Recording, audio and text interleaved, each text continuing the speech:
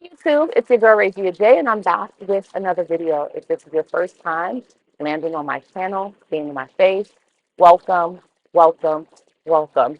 And if you have been rocking with the Ray, thank you so much for your continued support. I know I say this every single video, but it means the world to me that you clicked on my video, you watched it, you left feedback, and you shared it with your tribe. It means the world to me. If you are watching my video and you are not yet subscribed, and you are either a social work student, a new social worker, or a military spouse and you just want to know about my day-to-day life, I would like for you to pause this video right here, hit the subscribe button, come back, watch the entire video in its entirety, let me know that you are new, and then turn on your post notification bells. I'm trying my hardest to really push out content, and I enjoy knowing that you guys are enjoying it as well. I can say without a shadow of a doubt, the momentum I'm having and the videos that I am pushing out are all from recommendations, and that means the world to me. I just gotta fix my hair. As you guys can see, I got some braids, and I just wanted to make sure that they were where they needed to be. So, this video is actually a recommendation from a subscriber here on YouTube. Someone asked me to do a video about me. And then I realized that this question was coming up often. So this video is going to be about social work students identifying their niche, and is it something that you really need to focus on? So if you have not yet subscribed, subscribe. And without further ado, if you want to know about if you should have a niche as a social work student and if a niche is important, stay. So yes, guys. So yes, guys. I would be remiss if I did not start this video with a disclaimer. This disclaimer is I have been getting this question a lot from students who are overwhelmed about narrowing down their needs. As you guys know, I work as an engagement coordinator for the NESW New Jersey and Delaware chapter, and I work with students often. Last week, I had the opportunity to speak to students at Seton Hall University, and one of the questions that was asked to me was, how did I figure out I wanted to be a macro social worker and how did I end up here? And I know that I recently uploaded a video about macro social work and why I chose macro social work, but I realized that this question in particular was something that is a burning question and people want to know the answer. So if you are a student or you are a newer social worker or you are a social worker who has been in the profession for a while and you want to know about me and is it important as a social worker, this video is really and honestly for you. I created it with you in mind. So I couldn't start this video without a definition because definitions are important to me. So I hope that they're as important to you. So first and foremost, I want you guys to know that a niche is defined as an interest, a comfortable or suitable position in life or employment, a specialized segment in a particular product or service. So, as social workers, you may hear people say, find your niche, run behind it with your whole heart, and that's where you need to be as a social worker. And I think as a student, it's hard to find a niche or to know your niche when you are learning and exploring. So I want to start this conversation by saying, as a student, you don't need a niche.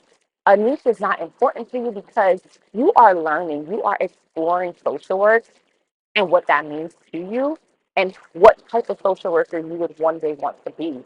It's good to have a baseline of the things that you want to do, but you don't need to specialize in anything. I think whether you start as a BSW social worker or you start in your MSW, right? Both of those tracks are going to do the same thing where there's going to be a generalist year. So if you are a BSW student, that is going to be your senior year in undergrad, where you are a generalist social worker. That's when you're taking all your social work classes. That's your only focus, and you have an entry level internship. If you are in a traditional MSW program, that is going to be your first year of graduate school. You usually take those classes with DSW students. When I was in my DSW program, I took classes with master's students that was in the generalist year because that literally is the foundational year. That's when you figure out what do I really want to do as a social worker. The first thing I want to say is if you are in a social work program, it's because social work chose you, it called you, it beckoned you, it looked like something you wanted to do. You saw something, or you saw a social worker out there, or you saw a system issue out there, and you wanted to fix it. And you found yourself here, the social work student. Second thing, you have a passion. We're all passionate about things. Passionate about things. For me, I was passionate about macro social work and nonprofit leadership. I really, really, I slept, I ate, I breathed everything about nonprofit profit leadership. I was part of a program or a ministry, I should say, where I was a leadership and development co-coordinator. So systems and how systems work and the processes of systems were always important to me. So I knew for sure that my passion would lead me along that line. For some of you watching this video, your passion might be children, early education. Your passion might be school age kids, high school kids. For some of you, your passion might be sitting and going through hard situations with clients such as oncology or end of life term, right? You might be a geriatric social worker because your passion is making sure that as people go through challenging medical things and end of life transitions, that they go through those things with dignity, with pride, with resources, with support, and that is your passion. For others of you watching this video, your passion really may be a therapeutic setting. You may love to talk and be a sounding board and to help people problem solve and to use modalities to your advantage. And that means that that may be your passion and that may be where your niche is. I think for students, we complicate this niche thing, right? Because we think that it's supposed to just come out of thin air and it's supposed to drop on our lap. And we're supposed to be like, this is my niche. This is what I'm specializing with. The first thing I want to say is a niche is just something that you're good at. It's something that you're passionate about. And it's something that you are well versed in that you can probably do with your eyes closed. But a niche is not the end all be all. I know people who started in social work as direct care, CDC, specialized modalities, specific therapists, and they're now transitioning to corporate social work because they're starting to find a niche passion. Your niche is your passion, and it's something that you take time curating and developing.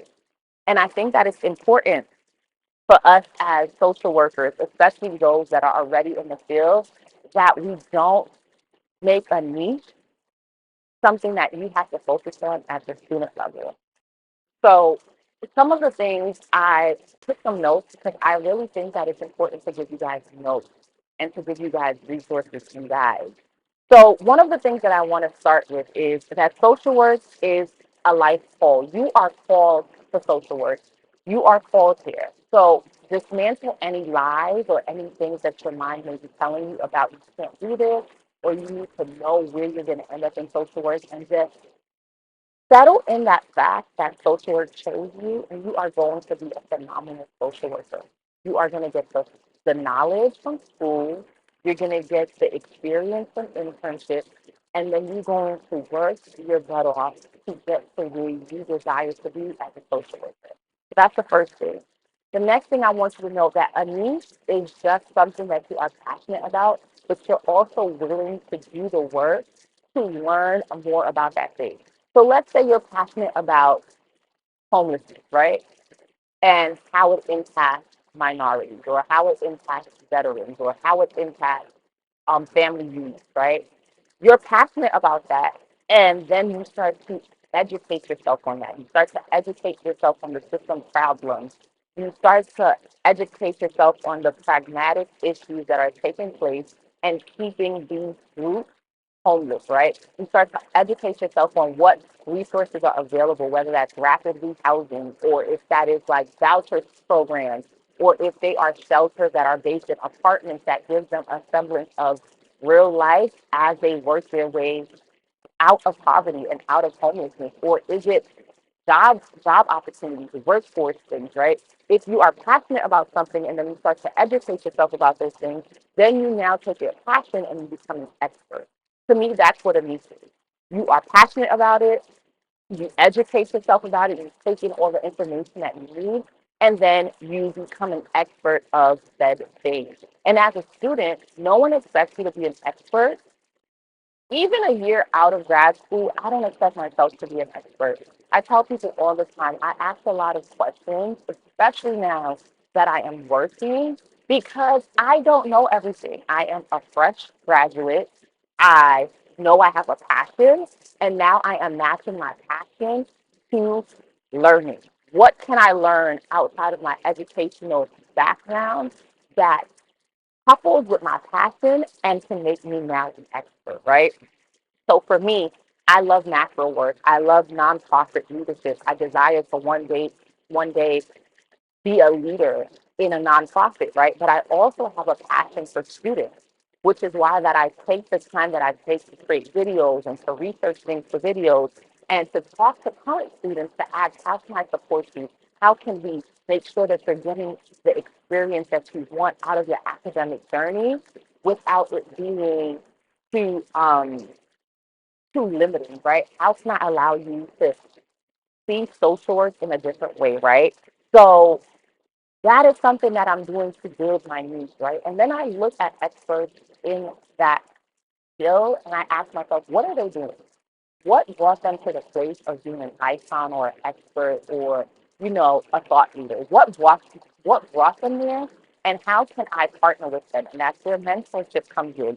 And I just want you to know that your niche is not going to find you overnight. Your passion may, but your niche is a lifelong process. You're always going to be working towards being a better version of yourself. So if you are a student and you don't have a niche and you are in a BSW or in a bachelor's year of your social work program, give yourself the grace to figure out where your passion falls in social work and what you can do with that.